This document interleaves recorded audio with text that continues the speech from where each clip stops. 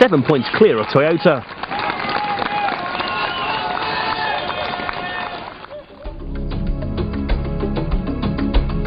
The third round of the championship took the teams to Kenya for the Safari Rally. It's the longest and toughest event on the calendar and the only World Championship rally held on open roads.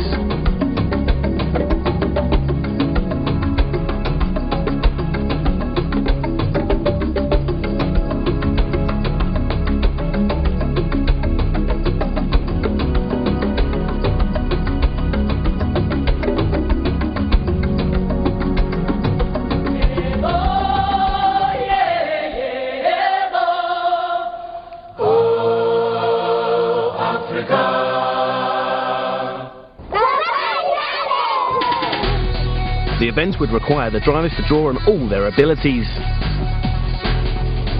So completely different question of surviving, intelligence, endurance. Take no chances. A little bit unpredictable. Very hot, very rough. The rally's unique demands required race suspension and air intakes for the engines, but there were difficulties the teams couldn't prepare for. Problem is the animal.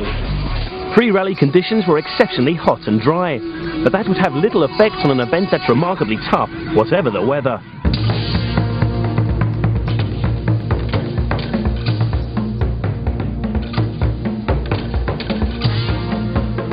This year's event started with a short super competitive section where drivers battled it out head to head.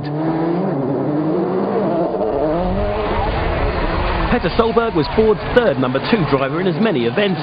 The Norwegian replaced Thomas Rodstrom, who broke his leg prior to the recce. The 24-year-old finished 10th fastest over the 2.5-kilometre section. Harry Rovanperä hoped to put the disappointment of Sweden behind him and drove well, finishing the day in 8th. After a recce accident, Colin McRae started the rally with a broken thumb, but nevertheless posted the 4th fastest time on stage 1.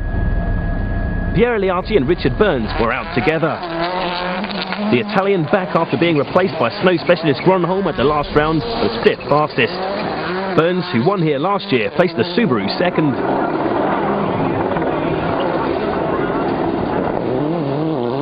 Carlos Sainz, who won this event in 1992, got his Safari Rally off to a good start, finishing the section 3rd.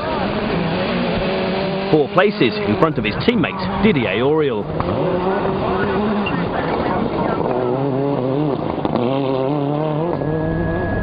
Compatriots Mäkinen and Kankkunen raced each other in the opening test. It was the Subaru driver's 130th World Championship start and marked it by winning the stage with Mäkinen down in 12th. The competition began in earnest the following day, running over 300 kilometres of competitive stages.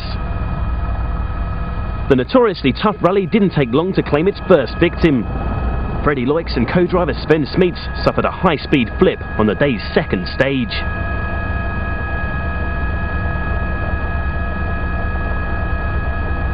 He went into this hole in 5th gear instead of 2nd, and the car went end over end.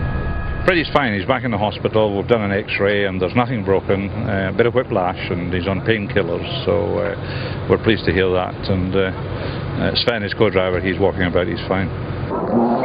The next stage was to see the retirement of another leading entry, Juha Kankkunen. The Finn's engine management system failed, leaving him very disappointed after his competitive start. But there were problems for Mäkinen too. The Mitsubishi driver lost 12 minutes when he suffered 2 flat tyres. The help he received from locals prompted accusations of illegal outside assistance. An eventful first leg was over, with Burns leading from Sainz, McRae, Auriol, Mäkinen and Liatti. Another 4 long and difficult stages awaited the drivers on leg 2. Burns, first on the road, was fastest over the opening stage and was leading by over 25 seconds when disaster struck. Is there anything in the car we can use? I can't advise you, Richard, because I don't know where it's broken. It's at the bottom of the hub, where the arm bolts onto the hub. It's just sheared off. Sainz's day wasn't much better when he dropped to 6th after a series of problems. And the bonnet, Pepper, the bonnet is open, the clips has gone. I don't know what happened. The troubles that affected Burns and Sainz benefited Colin McRae. At the moment everything looks good, so Fingers crossed. Scotsman had a trouble-free run, bar a couple of punctures, to lead by almost 15 minutes.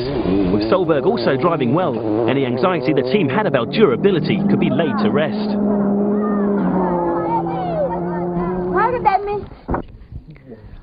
Didier Auriol was in second, 10 minutes ahead of Mäkinen after winning stage 7, but was to be bitterly disappointed when on the final section of the day he picked up 3 punctures. The Frenchman lost 17 minutes and dropped to third. After losing time the previous day, Mäkinen was surprised to be in second at the end of leg 2, but the Finn wasn't without his problems. Unfortunately, he also hit quite a hard bump, and that did a bit of damage on the left-hand front strut and also the sump guard. So we're busy changing those components just now. Pierre Eliatti finished 5th here last year in a 2-wheel drive Ibiza. He was on course for a repeat of that result at the end of leg 2, despite having to drive for more than 70 kilometres on stage 7 with brake problems. The third and final leg consisted of the 4 gruelling stages used in leg 1. The gap between Colin McRae and Tommy Mäkinen on any other event would be unassailable, but on the Safari, anything is possible. The Scotsman started first on the road, but didn't drive as hard as he might, aware that a mistake could cost him the victory. Very well, just very steady. Tommy took quite a lot of time out of us, but there's no reason to push hard. We're just being very careful. With McRae backing off, Mäkinen had to push, and push he did, closing to within 8 minutes, but his progress was hindered. At the end we had to brake quite a lot for dust, because Colin was quite a lot slow, and last 40 kilometers we came in the dust and we couldn't do anything, we had to just brake. In the end, Mäkinen's effort had been in vain. The Finn was excluded from the event when the stewards decided he had been in breach of the service rules. You can only service your vehicle in a designated service park. Outside of those service parks, you are not allowed any outside assistance, and you're not allowed any personnel to assist you in repairing the car. Mäkinen's exclusion benefited the Toyota drivers most. Didier Auriol moved up to second. The Frenchman was quickest over the day's opening stage, but was unable to take the challenge to the Mitsubishi driver, and so was grateful for the extra 2 points. Carlos Sainz moved up to third, although he experienced yet more problems over the tough terrain. I broke drive shaft or the rear diff. We don't know yet. We are trying to fix it. Seems that is not my lucky event again. But the Spaniard's luck held, and he took the final podium spot. Pierre Eliatti was looking for a points finish, but fortune was not on his side. The Italian's engine seized, ending his hopes. Local driver Ian Duncan, who won this event in '94, moved up the rankings from 6th to 4th after posting the fastest time over stage 11. Petter Solberg was told his aim was to finish the rally. This he did, and even scored points by coming 5th, completing a fine performance for the team.